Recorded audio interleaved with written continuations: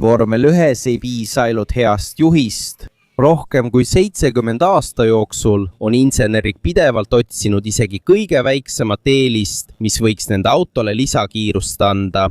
Ja just selle tõttu on sündinud mõned kõige erilisemad, nutikamad ja revolutsioonilisemad leiutised motospordi ajaloos. Alates 6 rattaga Vormel 1 autost kuni sõidukini, mis kasutab suurt ventilaatorit, et teele paremini kinnituda. Ja need on vaid mõned asjad, mida me selles videos arutame. Siin räägime me kummalistest leiutistest ja kõige olulisematest asjadest Vormel 1S, millest sa võib-olla veel ei tea.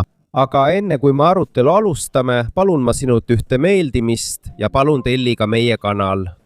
See on meile sisuloojatele väga suureks abiks. Nii et alustame. Number 10. Brabham VT46B auto, mis oli liiga hea, et võistlemist jätkata. Mis oleks, kui ma ütleksin, et on olemas üks Vormel 1 auto, mis osales ühel võistlusel, võitis selle väga lihtsalt ja ei sõitnud enam kunagi. Tundub võimatu.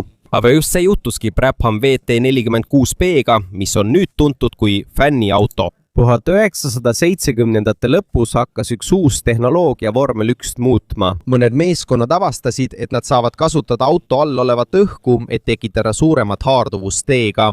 Seda süsteemi nimetatakse maapinna efektiks. Auto haardub rajaga tugevamalt. See suudab kurve läbida kiiremini, ilma kiirust kaotamata. Kuid Brabhami meeskonnal oli probleem. Nende automootor oli liiga lai. Seetõttu ei saanud nad kasutada sama disaini nagu nende konkurendid. Selle asemel, et teisi kopeerida, otsisid nad teistsugust lahendust. Ja siin tuli mängu üks kõige nutikamaid ja ainulaadsemaid ideid Vormel 1 ajaloos. Disainer Gordon Murray paigutas auto taha suure ventilaatori. See ei olnud mõeldud mootori jahutamiseks. Selle tegelik ülesanne oli imeda õhku auto alt välja. Kui ventilaator pöörles, vähenes auto all olev õhk.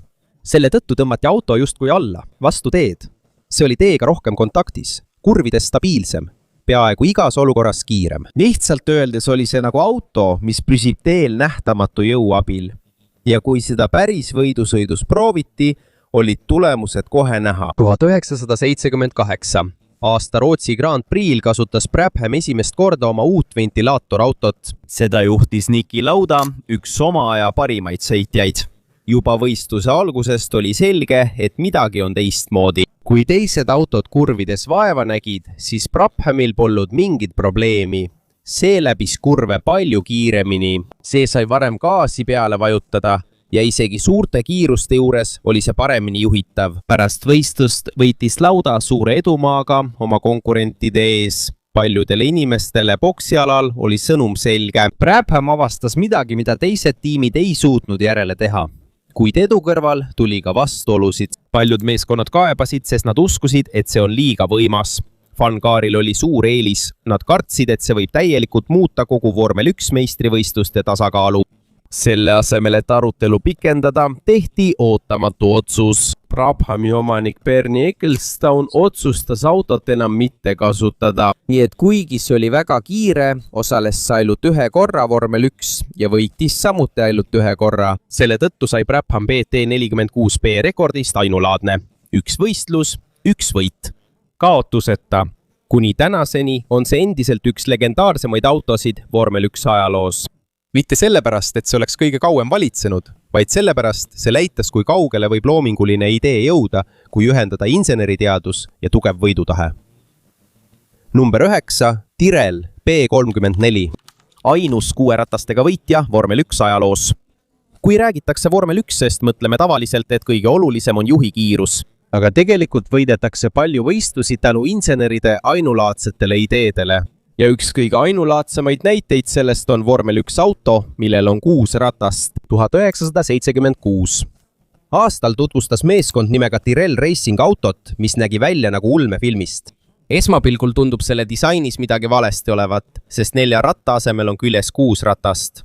Sellel olid ees 4 väikest ratast ja taga 2 tavalist ratast. Paljud arvasid, et see on lihtsalt reklaamitrikk, kuid see ei vastanud tõele. Selle projekti taga olev aju oli Derek Gardner. Ta uskus, et tol ajal oli Vormel 1 autode suurte esiratastega probleem. Tema tähelepanek oli lihtne. mida kiiremini auto sõidab, seda rohkem õhku tabab suuri rattaid. Selle tõttu suureneb aerodünaamiline takistus ehk jõud, mis takistab auto kiirust. Seetõttu tuli tal pähe üks omapärane lahendus. Aga mis siis, kui vahetada 2 suurt ratast 4 väiksema vastu? Nii oleks autol ikkagi piisav haarduvus teega, kuid väiksem osa takistab õhku. Teisisõnu, haarduvus on peaaegu sama, kuid takistus väiksem. Ja üllataval kombel see töötas. See idee ei olnud hea ainult paberil. See tõestati ka päris võidusõidus. 1976 aasta Rootsi Grand Prix lõpetasid 2 6-rattaga Tireli autot esimese ja teise koha. See oli üks meeldejäävamaid võite vormel 1 ajaloos. Kogu boksi ala pööras äkitsel pilgu sellele ebatavalisele autol. Nad tõestasid, et disain ei ole naljaasi. Kogu 1976 hooaja jooksul jäi see auto konkurentsivõimeliseks ja kogus regulaarselt punkte traditsioonilisemate autode vastu. Kuid isegi kui kontseptsioon oli hea, oli sellel probleem, mida inseneritöö ei suutnud lahendada. Need spetsiaalsed väikesed rattad, mida see kasutas, olid mõeldud ainult ühele meeskonnale. Seetõttu ei olnud rehvitootja jaoks prioriteediks nende rataste edasiarendamine. Kui teised meeskonnad arenesid, jäi 6 rattaga projekt järk-järgult maha. Mitte sellepärast, et disain oleks vale olnud, vaid seetõttu, et oli raske toetada selle jaoks vajalikke spetsiaalseid osi. 1977 aastaks loobus Tirel sellest kontseptsioonist täielikult. Hiljem kehtestas vormel 1 reegli, mis piiras kõik autod ainult 4 rattaga. See reegel kehtib tänaseni. Siiski ei ole motospordimaailm P34 unustanud, sest tänaseni on see ainus 6 rattaga auto, mis on võitnud vormel 1 Grand Prix. See on tõestus, et mõnikord toovad just need ideed, mis tunduvad võimatud, võidusõidus kõige suuremaid üllatusi. Number 8. F-TAC, McLareni kiiremaks teinud lüngaauk. Vormel 1 ei võida alati see, kellel on kõige võimsam mootor. Mõnikord tuleb tõeline eelis väga väikesest detailist, mida peaaegu keegi ei märka. Ja 2010. aastal avastas McLaren just midagi sellist. Hooaja esimestel võistlustel märkasid teised tiimid, et nende autol on midagi kummalist. Raja sirgetel lõikudel oli see auto kiirem kui enamik konkurente. Mootor ei olnud suurem, ka tiibade või kere juures polnud midagi erilist, mida oleks lihtne märgata. Esmapilgul tundus auto täiesti tavaline, kuid andmeid vaadates oli selge, et see on kiirem. Selle tõttu hakkasid teised tiimid uurima. Nädalad möödusid, enne kui nad lõpuks mõistsid, kust McLareni eelis tuleb ja kui nad vastuse teada said, ei suutnud paljud seda uskuda. Sest saladus sõltus otseselt juhi kehast. Selle mõistmiseks peame kõigepealt aru saama tagatiiva tööst. Tagatiib on nagu tiib Formula 1 auto tagaosas. See aitab autot vastu teepinda suruda, et kurvides oleks parem haarduvus, kuid sellel on oma hind. Mida suurem on haarduvus, seda suurem on ka õhutakistus ehk õhk, mis takistab auto kiirust. Seega tekib probleem. Kurvides tahad palju surujõudu, aga rajasirgetel osadel tahad väikest õhutakistust, et olla kiirem. Tavaliselt on raske neid 2 korraga saada, kuid McLaren leidis sellele lahenduse. Nad paigaldasid autosse spetsiaalsed õhukanalid. Kui õhuvool on normaalne, töötab tagatiib täielikult ja annab maksimaalse haarduvuse. Kuid kui juht katab oma jala või põlvega kokpiti lähedal oleva väikese ava, muutub õhu liikumissuund süsteemi sees. Tagatiiva mõju väheneb järsult. Vähem õhutakistust, suurem tippkiirus. Kui on aeg kurvi sisse sõita, viib juht lihtsalt oma jala tagasi tavapärasesse asendisse. Siis taastub kohe kogu auto surujõud. Kõlab lihtsalt, kuid väga nutikas kontseptsioon ja mis kõige tähtsam, see on legaalne. Tol ajal olid liikuvad aerodünaamilised seadmed keelatud, aga regulatsioonides oli üks auk. Juhi keha ei loetud auto osaks. Seega tehniliselt nad ei rikkunud ühtegi reeglit. Kui saladust veolks tuli, kiirustasid teised tiimid nagu Ferrari ja Red Bull omaenda versiooni tegema. Kuid McLareni originaalsüsteemi jäi kõige tõhusamaks. Varsti märkas seda ka FIA. Nad leidsid, et see lünga kasutamine oli liiga ebatavaline. Seetõttu muutsid nad pärast 2010. aasta hooaega reegleid ja keelasid kõik süsteemid, mis kasutavad juhi keha auto aerodünaamiliste omaduste muutmiseks. FT-TAC kestis vaid 1 aasta. Kuid selle lühikese aja jooksul näitas see, kui kaugele on vormel 1 insenerid valmis minema, et leida isegi kõige väiksemat eelist. Sest mõnikord algab vahe võidu ja kaotuse vahel lihtsalt sellest, et põlv katab väikese augu. Number 7, Cooper T43 disain, mis muutis vormel 1 igaveseks. Täna on meie jaoks täiesti tavaline näha vormel 1 automootorit juhi taga, aga oli aeg, kui kõik oli vastupidi. Vormel 1 esimestel aastatel oli peaaegu kõigil autodel mootor ees. See oli disain, mida kasutas kogu tööstus. Ja kuna seda oli kaua aega tehtud, ei küsinud peaaegu keegi, kas on olemas parem viis. Kuid 1958 aastal tuli üks väike Briti meeskond välja uue lahendusega ja nad proovisid midagi täiesti teistsugust. Nende auto nimi oli Cooper T43. Selle asemel, et mootor panna ette, paigutasid nad selle juhi taha. Alguses ei olnud paljud inimesed veendunud. Tegelikult polnud see isegi kõige võimsam auto rajal. Samuti polnud sellel parimat aerodünaamikat. Aga sellel oli üks väga oluline eelis. Selle tasakaal oli parem. Kuna mootor oli taga, kandus suurem osa kaalust ratastele lähemale. See lükkas autot edasi, haarduvus oli parem, pöörded olid kiirem, juhtimine oli lihtsam. Ja kuna ees ei olnud enam suurt mootorit, muutus kogu auto väiksemaks ja kergemaks. Paljude kurvidega radadel tuli see efekt kiiresti esile. Kui suurematel esimeses mootoriga autodel oli keeruline pöörata, siis Cooper oli kiirem ja osavam.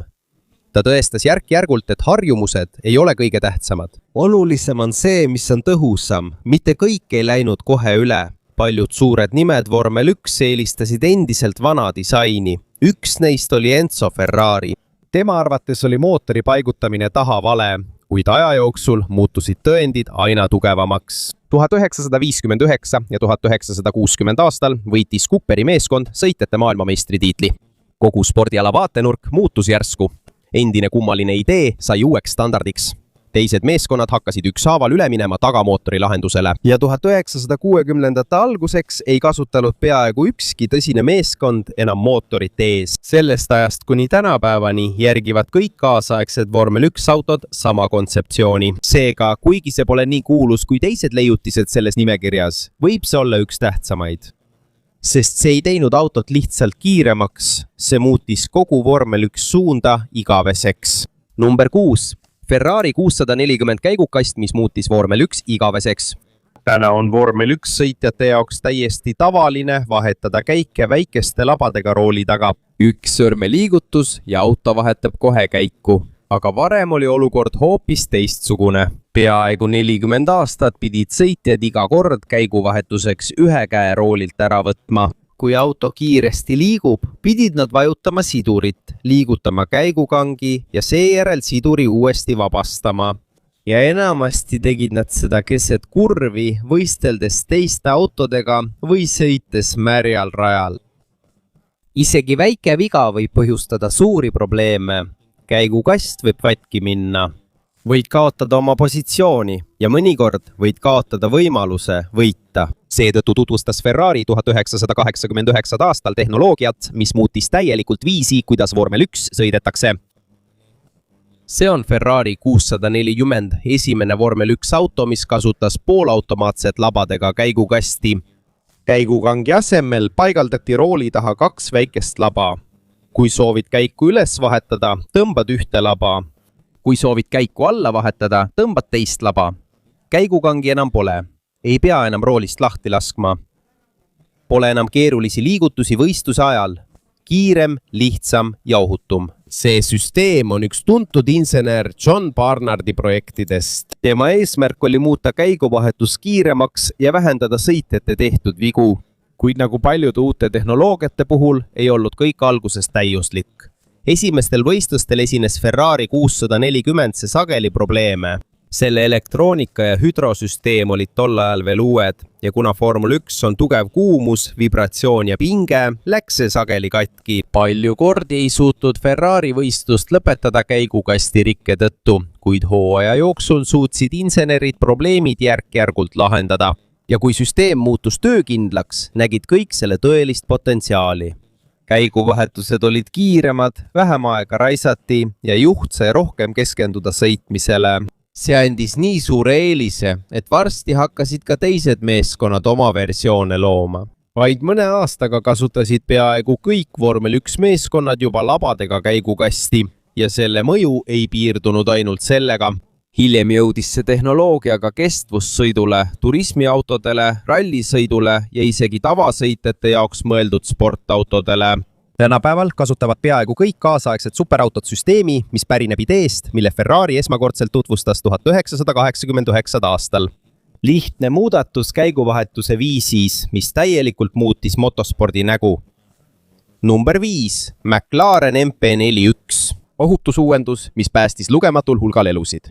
Kui me näeme ränka avariid vormel 1S ja juht suudab siiski autost välja kõndida, arvame tihti, et see on ime. Aga tegelikult on see aastakümnete inseneritöö ja ohutuse arendamise tulemus. Ja üks kõige olulisemaid põhjuseid, miks vormel 1 on täna turvalisem, sai alguse juba 1981 aastal. Üks kõige olulisemaid põhjuseid, miks vormel 1 on täna turvalisem, sai alguse alumiiniumšassiiga. See on kerge ja vastupidav, kuid sellel on suur nõrkus. Väga tugeva kokkupõrke korral deformeerub või puruneb auto struktuur kergesti. Ja kui see juhtub, on juht tavaliselt ohus. Seetõttu otsustas McLareni meeskond proovida materjali, mida vormel 1 tol ajal peaaegu ei kasutatud. Süsinikkiud. See on materjal, mida kasutatakse lennundustööstuses. Tänu oma erakordsele tugevuse ja kerguse kombinatsioonile. See on tugevam kui alumiinium, kuid kaalub vähem. Kuid lisaks sellele neelab see ka lööke teistmoodi. Kui alumiinium paindub ja puruneb, siis süsinikkiud hakkab aeglaselt pragunema, samal ajal kui see neelab suure osa kokkupõrke energiast. Lihtsamalt öeldes jõuab juhi kehani vähem jõudu. 1981 aastal tutvustas McLaren MP41. See oli esimene vormel 1 auto, mis kasutas täielikult süsinikkiust monokokki. Alguses kahtlesid paljud, see oli uus materjal. Keegi ei teadnud veel, kuidas see päris suurel kiirusel kokkupõrkes käitub, kuid kui õnnetused juhtusid, tuli vastus kiiresti välja. Kokkupõrgetes, mis varem oleksid võinud põhjustada tõsiseid vigastusi, pääses rohkem juhte eluga ja said vähem viga. On tõestatud, et süsinikkiud ei ole lihtsalt alternatiiv alumiiniumile. See on parem, turvalisem ja tõhusam juhi elu kaitsmisel. Tänu selle edule hakkasid teised tiimid sama disaini järgima. Varsti sai sellest uus standard kogu vormel 1. Tänapäevani kasutavad kõik vormel 1 autod süsinikkiust turvakapslit. Enne kui auto lubatakse võistlusele, peab see kõigepealt läbima FIA ranged kokkupõrketestid. Ja kui me näeme, et juht suudab väljuda väga raskest õnnetusest, on suur tõenäosus, et üks põhjustest on see, mida esmakordselt tutvustas McLareni MP41. See ei ole kõige kiirem leiutis vormel 1. See ei ole ka kõige erinevam, kuid see võib olla üks tähtsamaid. Sest selle asemel, et pakkuda ainult kiirust, andis see paljudele juhtidele võimaluse elusana koju jõuda. Number 4. DRS. Nupp, mis muutis möödasõitu igaveseks. Vormel 1 ei piisa ainult kiirusest, sa pead suutma ka konkurentidest mööduda. Ja just see oligi kaasaegse vormel 1 suur probleem. Mida rohkem tehnoloogia arenes, seda paremaks muutus autode aerodünaamiline jõudlus. Nad suutsid kurvides kiiremini sõita. Nad on stabiilsemad suurte kiiruste juures, kuid sellel on oma hind. Kui üks auto on liiga lähedal eessõitvale autole, siis häirib see õhuvoolu, mida ta vajab piisava surujõu tekitamiseks. Selle tõttu kaotab auto haarduvust. Rehvid lähevad kuumemaks ja autol on raskem vastasele lähedale jääda. Lihtsamalt öeldes, isegi kui juht on kiire, on möödasõit ikkagi keeruline. Sageli lõpeb võidusõit pika autode riviga, kus peaaegu keegi ei vaheta positsioone. Seetõttu tutvustas vormel 1 aastal 2011 süsteemi nimega DRS ehk Drag Reduction System. Selle idee on lihtne. Sõiduki tagatiival on väike osa, mis võib õigel hetkel avaneda. Kui see avaleb, väheneb õhutakistus ehk õhk, mis aeglustab auto kiirust. Selle tulemusena suureleb auto tippkiirus rajasirgetel lõikudel. Kuid seda ei saa kasutada igal ajal. On olemas teatud tingimused. Juht peab olema eesolevale autole lähedal ja ta peab olema ka spetsiaalses rajaosas, mida nimetatakse DRS-tsooniks. Kui need tingimused on täidetud, võib ta vajutada nuppu ja saada lisakiirust, et proovida mööduda. Sellest süsteemist sai kiiresti oluline osa vormel 1-st, möödasõite tuli juurde, võistlus muutus agressiivsemaks ja pealtvaatajad nägid rohkem ratas ratta kõrval võitlusi, kuid mitte kõik ei olnud rahul. On juhte ja fänne, kes usuvad, et ERS-i abil on möödasõitmine liiga lihtne. Nende arvates pole see tõeline võitlus. Tundub, et tagumisel sõitjal antakse lihtsalt kunstlik eelis. Aga nende jaoks, kes seda toetavad, on parem, kui toimub möödasõite, kui et rajal peaaegu midagi ei juhtu. Ja arutelu jätkub endiselt, kuid ükskõik mis su arvamus selle kohta ka poleks, üks asi on selge. PRS on muutnud moodsa vormel 1 võidusõiduviisi ja paljud viimase 10 kõige põnevamad võitlused on alanud lihtsa nupuvajutusega. Number 3.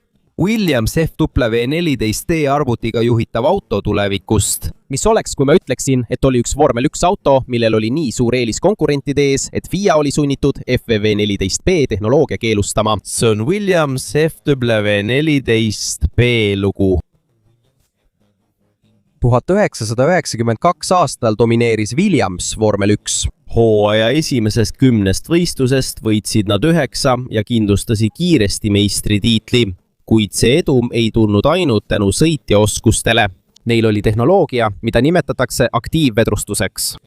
Tavalises autos liigub auto kere loomulikult. Kui auto kiirendab, pidurdab või pöörab, võib see probleem mõjutada aerodünaamikat ja jõudlust.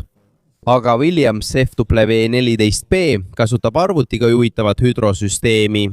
Seal on andurid, mis pidevalt mõõdavad sõiduki liikumist, samal ajal kui arvuti reguleerib vedrustust 100 kordi sekundis. Tänu sellele püsib auto peaaegu täiesti tasane ja stabiilne isegi suurte kiiruste, tugeva pidurdamise ja kiirete kurvide ajal.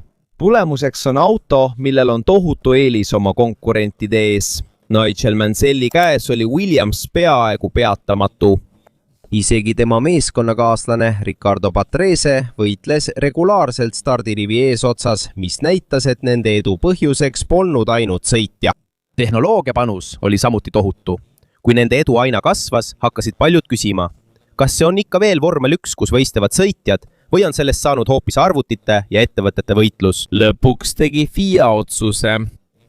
Pärast 1993 aasta hooaega keelasid nad aktiivvedrustuse ja muud elektroonilised juhiabid, et taastada sõitja suurem roll võidusõidus. Siiani on Williams FW14B üks kõige arenenumaid ja domineerivamaid vormel 1 autosid, mis kunagi tehtud. See oli nii hea auto, et isegi reeglite tegijad kartsid selle potentsiaali. Number 2, Lotus 79, leiutis, mis muutis vormel 1 igaveseks.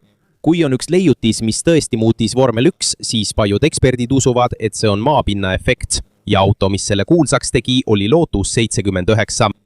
1970-ndate lõpus keskendus enamik tiime suuremate tiibade lisamisele, et tekitada rohkem surujõudu.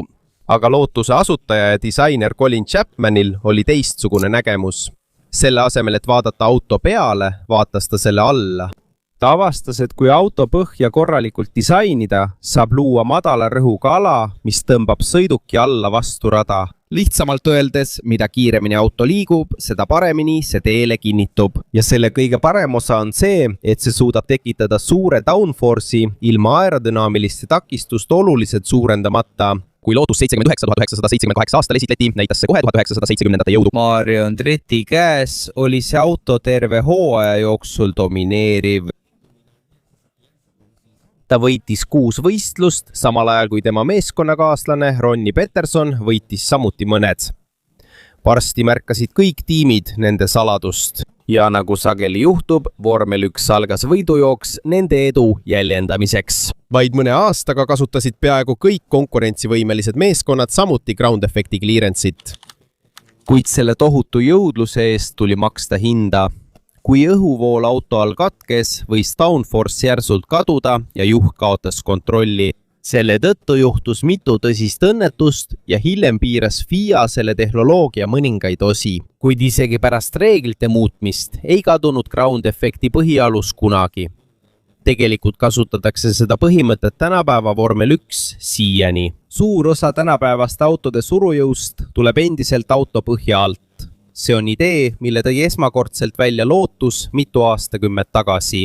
paljud leiutised on vormel 1 tulnud ja läinud. Mõned on keelatud, mõned on unustatud. Kuid maaefekt on jäänud spordiosaks kuni tänaseni. Ja kuna selle mõju võidusõiduautode disainile on nii suur, peavad paljud seda kogu vormel 1 ajaloo kõige olulisemaks aerodünaamiliseks uuenduseks. Number 1. Halo turvaseade, mis vaigistas oma kriitikud. Kõik vormel 1 kõige olulisemad leiutised ei ole loodud selleks, et muuta autot kiiremaks. Mõned neist on loodud selleks, et päästa juhi elu. Ja pole paremat näidet sellest kui Halo. Aastal 2018 muutus Halo kasutamine kohustuslikuks kõigile vormel 1 autodele. See on tugev titaanist konstruktsioon, mis on paigaldatud kokpiti kohale, et kaitsta juhi pead õnnetuste eest või suurte detailide eest, mis võivad teda võistluse ajal tabada.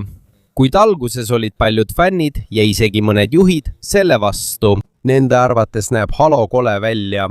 Teised ütlevad ka, et see rikub Formula 1 traditsioonilist välimust. Kuid ei läinud kaua aega, et tõestada, miks oluline on. 2018. aasta Belgia Grand Prix'l lendas pärast õnnetust Fernando Alonso auto üle Charles Leclerc'i masina.